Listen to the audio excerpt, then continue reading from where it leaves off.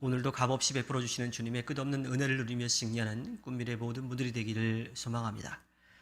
사도 바울은 로마서 6장에서 이 주인과 종의 이야기를 통해서 율법으로부터 해방되었다라고 하는 것을 거듭해서 이야기했죠.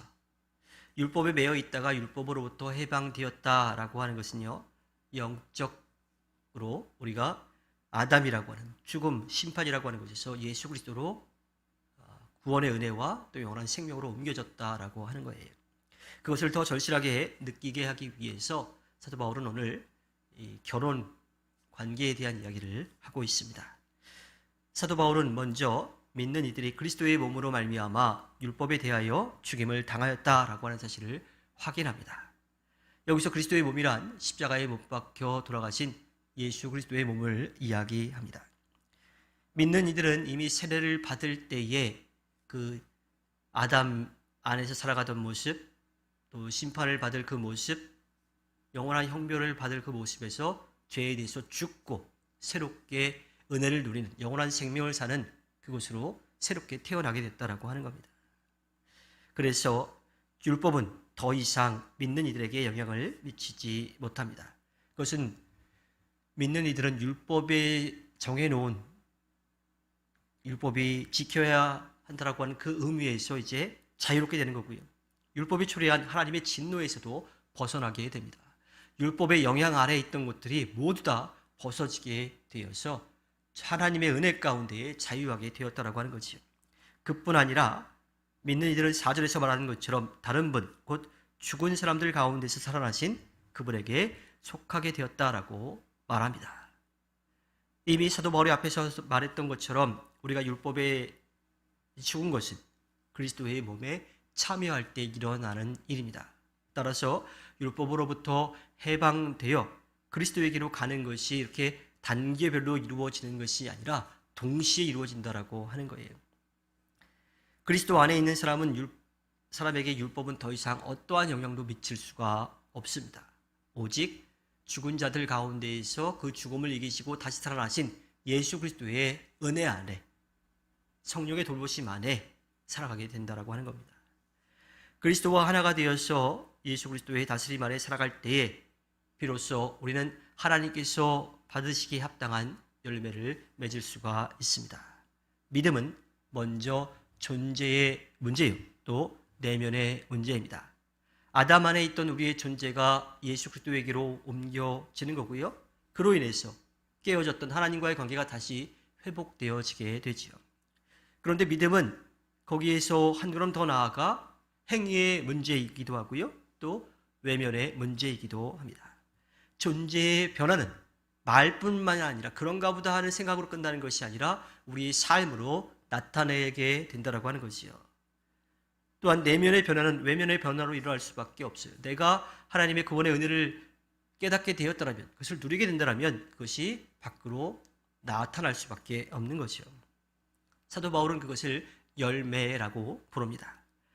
존재와 내면에서 일어나는 변화가 자라서 구체적인 행동으로, 외면으로 드러나서 열매를 맺게 된다고 하는 겁니다. 어느 시대든지요, 믿는 이들은 이 뿌리와 열매, 내면과 외면, 그리고 존재와 행위 사이에 이 균형을 잡는 일이 좀 어려웠습니다. 그것은 우리가 받은 구원의 역설적인 성격에서 나오는 문제죠. 우리는 이미 구원을 받았지만 아직 완성에 이르지는 못했습니다. 그리스도 안으로 옮겨지기는 했지만 여전히 우리는 육신을 입고 살아가고 있습니다. 죄에서 해방은 되었지만 죄의 유혹은 계속해서 우리를 넘어뜨리려고 하고 있기 때문이지요. 따라서 믿음을 통하여서 우리에게 일어난 내면의 변화가 모두가 다 또 언제나 외면으로 이어지는 것은 아닙니다. 여전히 우리는 죄의 유혹에 노출되어 있고 또 이 땅에서 육신을 입고 살아가고 있기 때문이죠.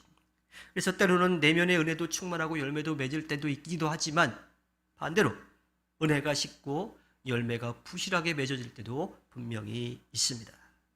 이러한 모순과 불일치 또 영적인 굴곡은요, 주님이 주신 은혜가 부족하기 때문이 아니라, 그것이 완전하지 못하기 때문이 아니라 우리가 가지고 있는 한계성 때문이에요.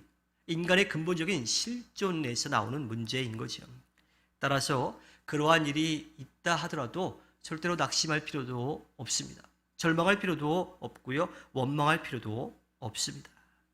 다만 그럴 수 있다라고 하는 그것을 우리가 인정하고 더욱더 죄의 유혹에서 벗어나려고, 그것을 이겨내려고 힘써야 하지요.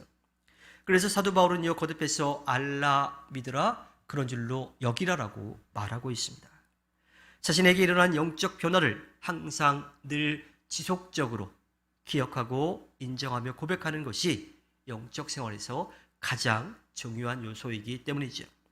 그럴 때 우리는 예수 그리스도 안에 머물러 있다라고 하는 것을 인정하게 돼요. 고백하게 돼요. 또 그것을 누리게 되고 전할 수 있게 됩니다. 그 은혜가 늘 우리 안에 살아있게 되고요. 죄와 율법으로부터는 죽은 존재가 되는 거예요. 주님의 은혜 가운데 살아가게 되는 거지요.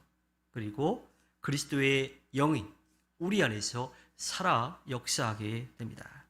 그럴 때 믿음은 줄기를 뻗고 잎을 내고 꽃을 피워 열매를 낼 것입니다. 그것이 바로 오늘 말씀 가운데 사도 바울이 4절에서 이야기하는 우리가 하나님을 위하여 열매를 맺게 하기 위함입니다 라고 덧붙인 이유이지요. 이런 점에서 본다면 야고보서 2장 17절에 나오는 믿음의 행함이 따르지 않으면 그 자체만으로는 죽은 것입니다 라고 하는 야고보의 이야기와 사도 바울의 이야기가 같은 것을 알 수가 있지요.